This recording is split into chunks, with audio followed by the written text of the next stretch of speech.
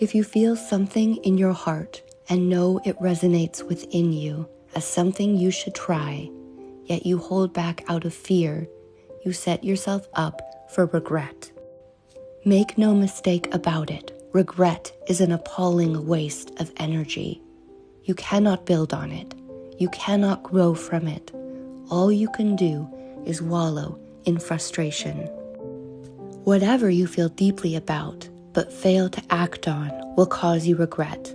The words you didn't say for fear of being ridiculed, the action you failed to take for fear of failing, the trip you didn't take for fear of being alone, are the stairs that lead one step at a time to the attic of despair in your later years.